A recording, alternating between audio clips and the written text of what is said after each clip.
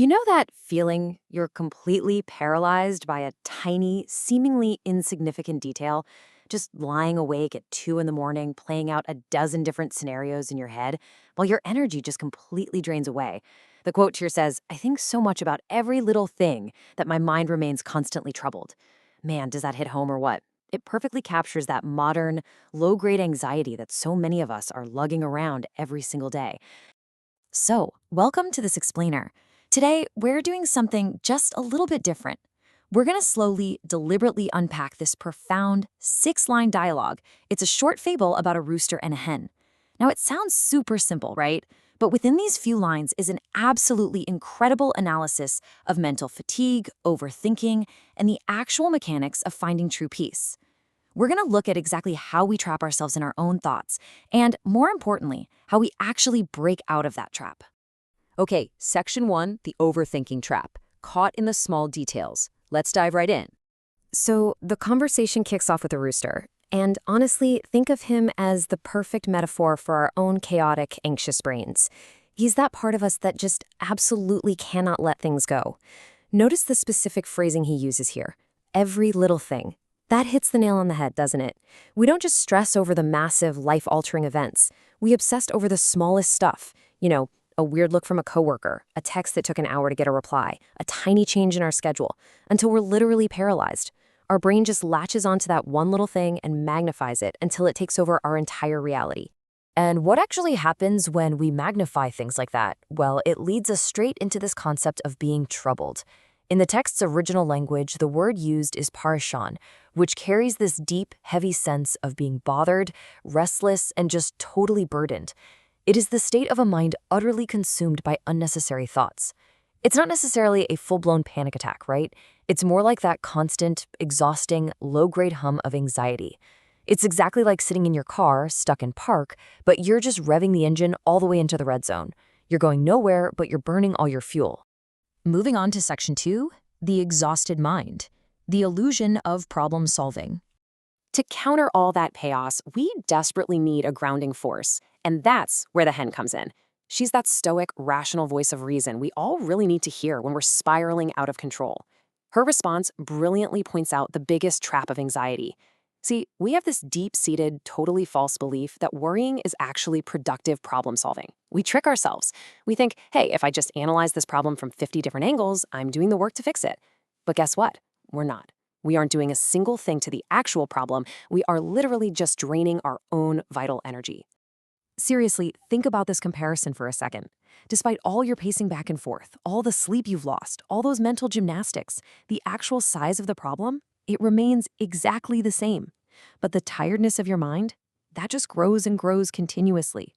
Rumination does absolutely nothing to shrink the obstacle in front of us. It only shrinks our capacity to actually deal with it. So you end up having to face the exact same problem, but now you have to face it with an exhausted, totally depleted mind. Which brings us right to the breaking point. The rooster finally hits a wall and asks, then what should I do? And I want to pose this exact desperate question directly to you. Have you been here? Because this is the precise moment of realization where we finally admit our current operating system is totally failing us. Look, recognizing that overthinking is exhausting is a great first step, sure, but it leaves a vacuum. If we don't have a practical strategy to break the cycle right here, we're just going to fall right back into the trap. All right, section 3, the circle of control, shifting your focus. Let's see how we fix this. This is the exact moment we shift from just identifying the problem to actually implementing a solution. And the hen drops a flawless 2-step formula right here. Step 1, focus on what is in your control. Step 2, leave the worry about the rest. Now, I know it sounds simple, almost too simple, but applying this methodically is an absolute game changer.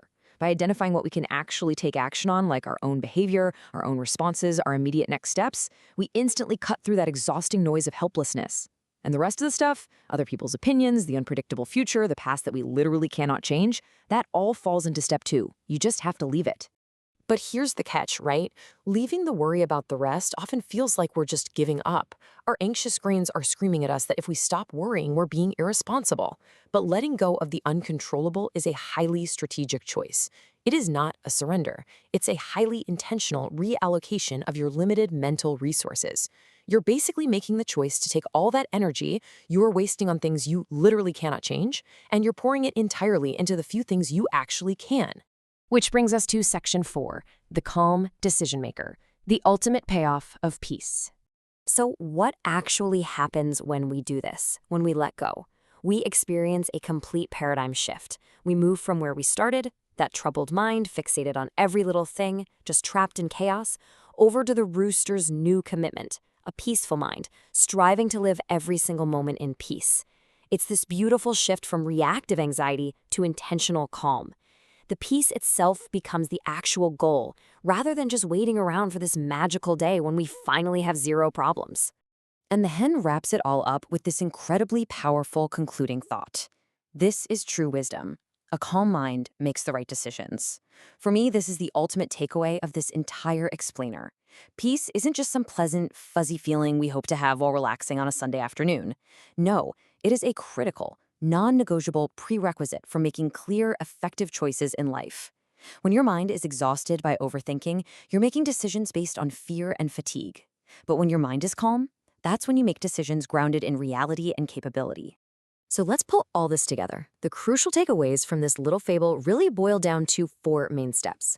Number 1, you've got to acknowledge your overthinking. You have to catch yourself in the act when you're obsessing over the tiny details. Number 2, recognize your mental fatigue. You need to truly understand that worrying is not fixing anything, it is only draining you. Number 3, shift your focus entirely to what you can control and drop the rest. Just drop it. And finally, number 4, remember that cultivating this calm mind is the exact thing that will allow you to make better, much wiser choices moving forward. So, I want to leave you with this one thought. If a calm mind makes the right decisions, what decision is your overthinking preventing you from making today? Seriously, are you stalling out on a major life choice right now just because your mental energy is being completely drained by details you can't even control?